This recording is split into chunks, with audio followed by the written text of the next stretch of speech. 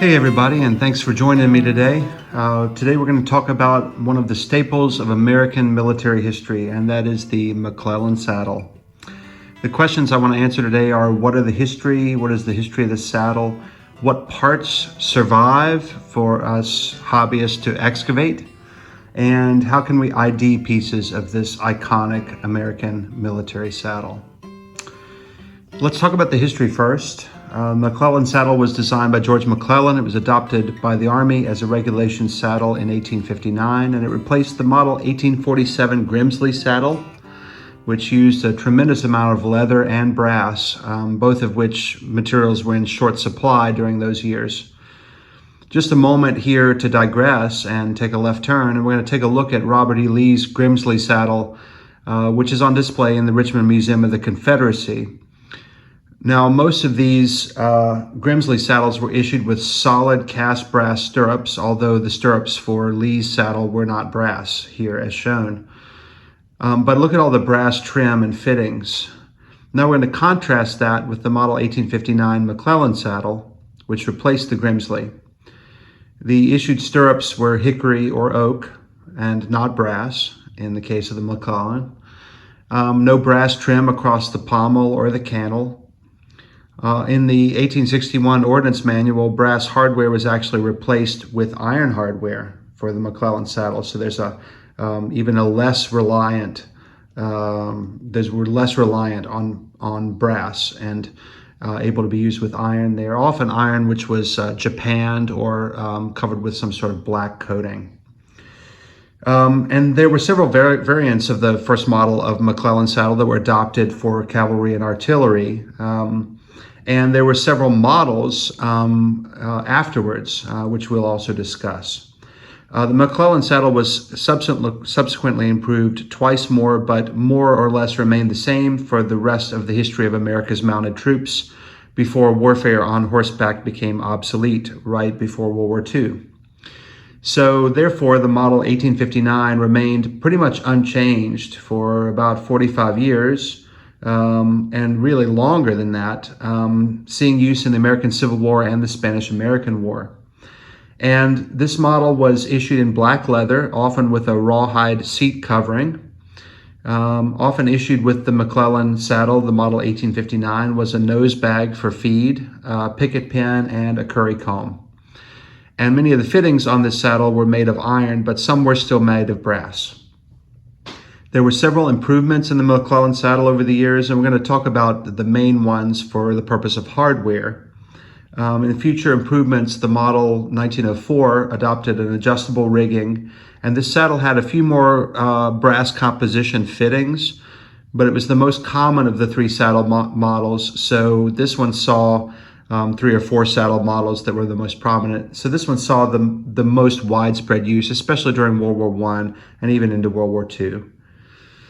The model 1913 McClellan saddle was a packer's mule saddle, and it was not widely used during wartime. It was actually intended to accompany supply trains, and most of these items, as well as many surplus model 1903s, were sold as military surplus after the war, after World War I, and they actually saw a lot of civilian use instead.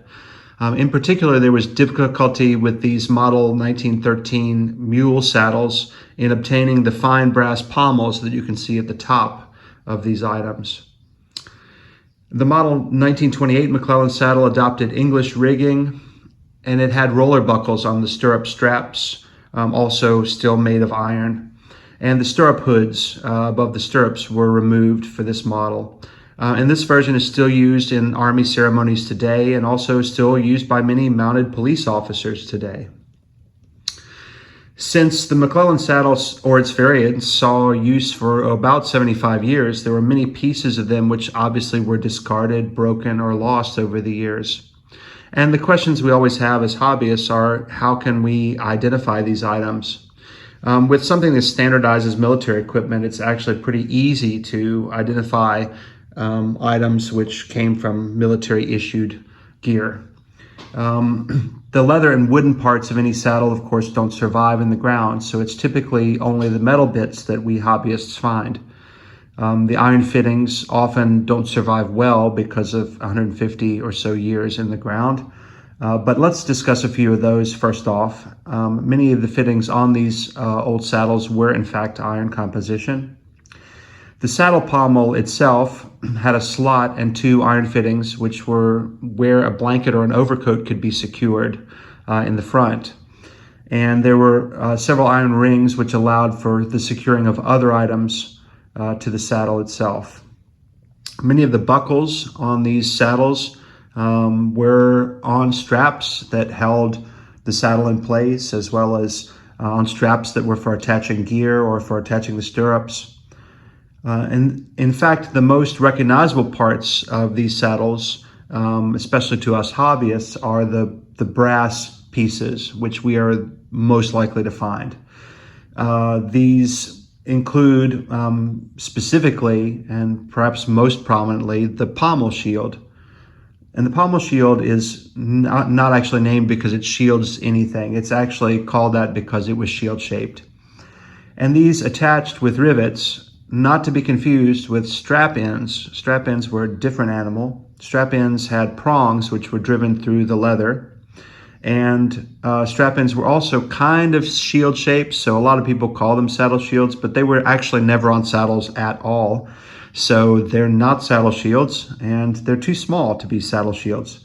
Most of the saddle shields are about this big, a couple inches tall. Most of the strap ends are maybe an inch or an inch and a quarter or a little less than an inch.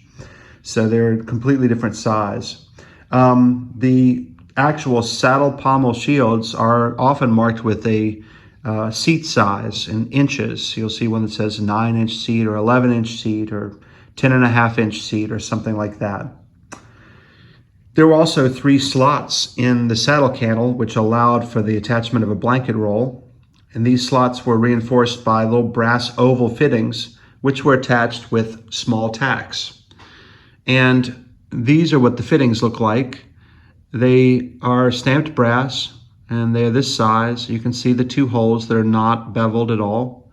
And so these are the slots that attach to the cantle that allowed for the attachment of a blanket roll. And these are the fittings that were oval fittings that were around those slots. And they're also called slot plates, if you ever see that terminology. Another piece that we have is Footman loops. These serve as places to attach additional gear. They basically look like just loops that, U-shaped loops that attached onto the saddle. And these were held on with screws instead of tacks. So you can see the countersunk holes here in this Footman loop. And there were multiple of these around the saddles. In earlier versions of these, they were actually made out of brass, but then brass returned later after the Civil War.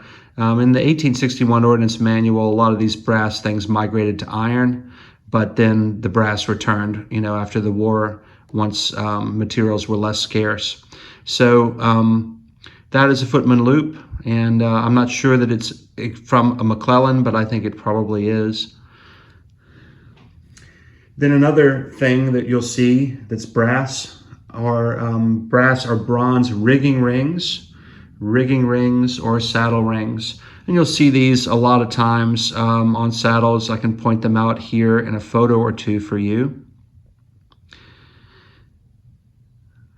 And so most saddles would have had several of these brass rings. And in fact, if you see brass rings that do not have a lot of wear, then they may in fact be from saddles and not from other applications such as bridles or things which would have put a lot of wear, metal to metal wear through a metal clip on these rings. So that's a pretty perfect example. So that is probably from a saddle, I would guess. It's the right size to be. Another thing that you'll see is the brass ring stands, which are also called a saddle ring holder, which would have held these rings onto the saddle. So I don't have an example of these, but I'm going to put one up on the screen now. just for your reference.